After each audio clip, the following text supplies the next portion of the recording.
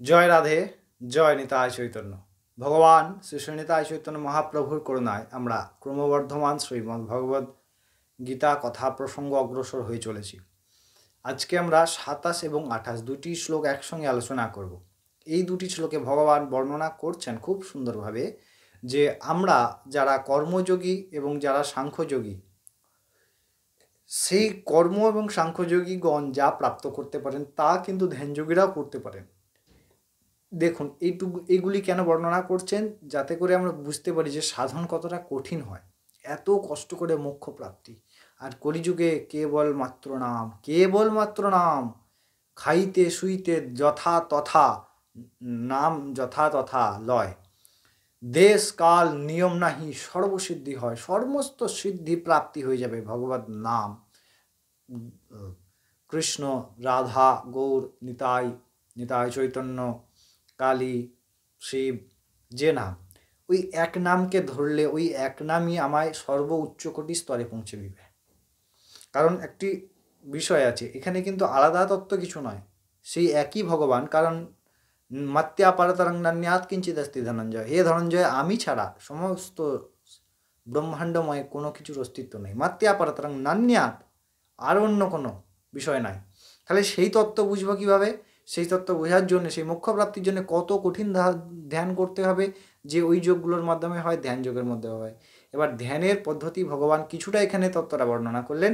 এই কারণেই বর্ণনা করলেন যে আমরা যেন সহজ পন্থাগুলিকে অবলম্বন করতে পারি। যদি কঠিন পন্থা জানি, তাহলে আমরা চেষ্টা করবো তার থেকে যা সহজভাবে ভগবান প্রাপ্তি হয়।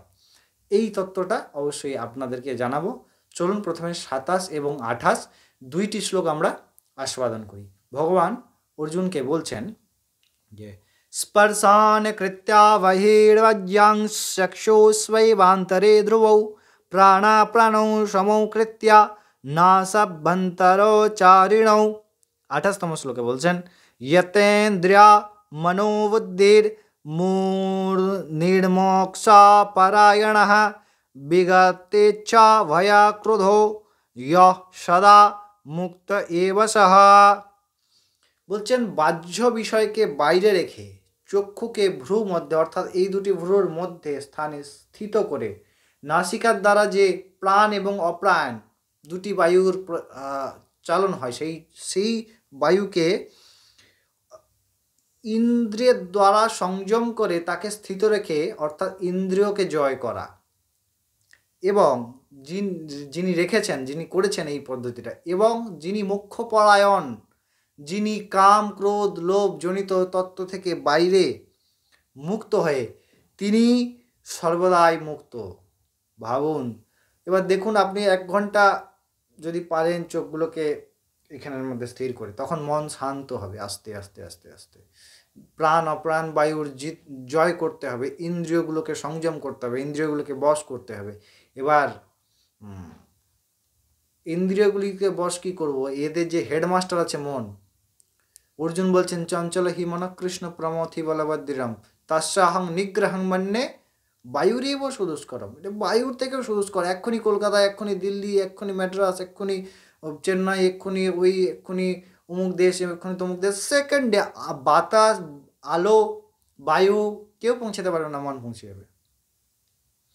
এত কঠিনকর তত্ত্বগুলো, অর্থাৎ এই পদ্ধতির দ্বারা আমরা ব্রহ্মপ্রাপ্তি করতে পারি, তিনি মুক্ত হতে পারি। তাহলে মুক্ত হওয়ার জন্য এত কঠিন পদ্ধতি কেন বললেন? যাতে করে আমরা নামের মাহাত্ম্য বুঝি। খুব সুন্দর বিষয়, যাতে নামের মাহাত্ম্য বুঝি। ওই অত বড় সাধনা শুধুমাত্র নাম উচ্চারণে, খাইতে শুইতে নাম যথা তথা লয়, যেখানে সেখানে যে কোনোভাবে, শৌচ অশৌচ যে কোনোভাবে নাম, কেবল নাম, নিরন্তর আস্বাদন। বাস নাম করতে করতে করতে করতে অভ্যাস যোগযুক্তেনা চেতসা নান্যগামিনাম, অভ্যাসের দ্বারা আমরা সেই ভগবত নামকে, কারণ নাম চিন্তা মনীষিদানন্দ খনি রূপ লীলা গুণ যাতে স্মরণ বন্দন যপন গায়ন জীবন জীবাতু যাতে করি সেই নাম পূর্ণ মনস্কাম আসি এই মহোৎসবে ভকত শ্রীপদ রজ কোকনদ মাগি প্রেম গৌরবে। আর এই প্রেম ভক্তির থেকে, প্রেম ভক্তির গড়িয়াসি, ভক্তি মুক্তির গড়িয়াসি, আবার প্রেম ভক্তির গড়িয়াসি।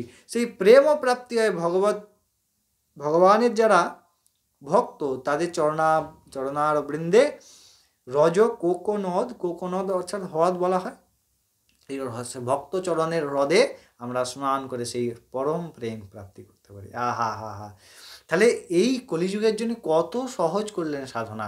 আর ভগবান কৃষ্ণ এখানে বলছেন, যিনি বাহ্যিক বিষয়কে বাহ্যে রেখে চোখকে কি করবেন, চোখ দুটিকে ভ্রুযুগলের মধ্যে স্থিত করে প্রাণ অপায়নকে সামলে ইন্দ্রিয়গুলিকে নিজের বশবর্তী করে তাতেও হবে না রেখেছেন, এবং যিনি মোক্ষপরায়ণ, কাম ক্রোধ সমস্ত থেকে মুক্ত।